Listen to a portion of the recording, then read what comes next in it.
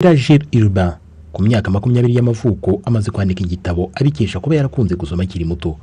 Kuri we ngo umuco wo gusoma utuma imyumvire yaguka. Nk'ubu ngibi ufite igitabo urimo uragenda usoma hari uko ibintu biba biza mu mutwe wawe ubibona mu mutwe ukanabitekerezaho ari no kuri kubyumva. Ariko nkeka yuko umuntu udafite uwo muco wenda wo kuguma ku bintu abitindaho byoroshye kuba wamushyira mu nzira runaka ntagire uko abitekerezaho, ntagire ikindi kintu yibaza ati se ko bimeze gutya nta kundi byagenda we. Mu isomero rusange rya Kigali ni hamwe mu abantu bashobora gutira ibitabo byo gusoma bakanakoresha murandasi ku buryo bworoshye. Ubuyobozi bw'isomero cyakora buvuga ko umubare w'abarigana ukiri muto.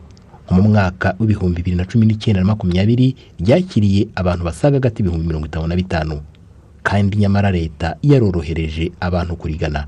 Iri somero rusange rya Kigali kurisura ukazuga fata igitabo ukagisoma ukajya kuri murandasi kuri internet n'ubuntu.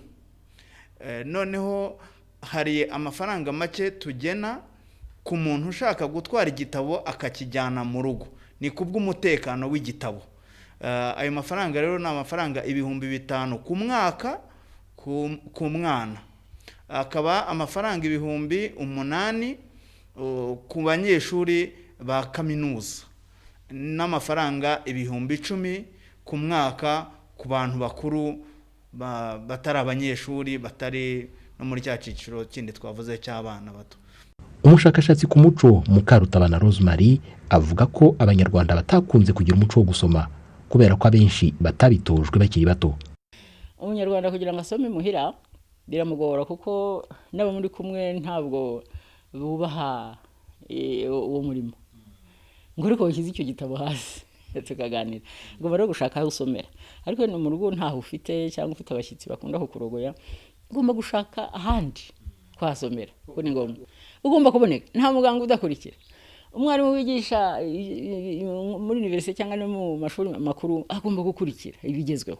N'umukozi usanzwe mu mirimo ye, umuntu akiga gusoma kandi agafata kandi agasoma vuba.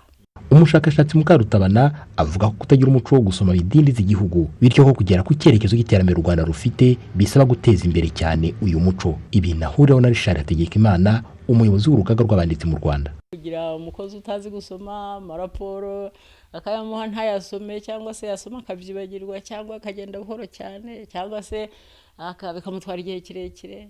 Urumva ntabwo igihugu cyajya imbere abantu badasoma. Ubwenge bukura mu bitabo.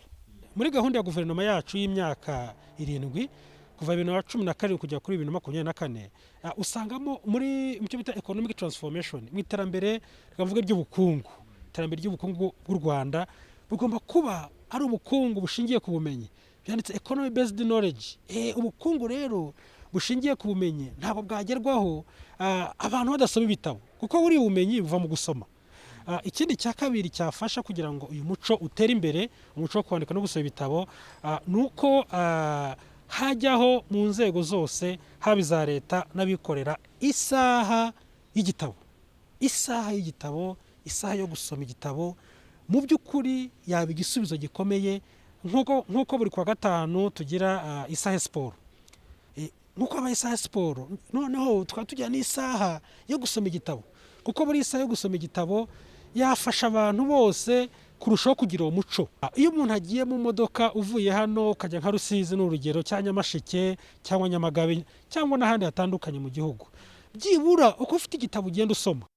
Kuva mu mwaka w'ibihumbi 2012 leta y'u Rwanda yashyizeho iri somero rusange rya Kigali mu rwego rwo gufasha ababyifuza bose kubona aho bashobora gutira ibitabo bakiyungura ubumenyi. Kubera amabwiriza yo kwirinda icyorezo cya COVID-19 abantu ntago bemerewe kuza gusomeramo hano, ahubwo batira ibitabo bakabijyana iwabo. Ariko guhera tariki 9 z'ukwezi gutaha kwa 11 abantu bazaba bashobora gutira ibitabo ndetse no gusomera muri iri somero rusange rya Kigali nk'uko byahoze mbere y'icyorezo cya COVID-19. Jean Damascene Manishimwe, Televiziyo y'u Rwanda i Kigali.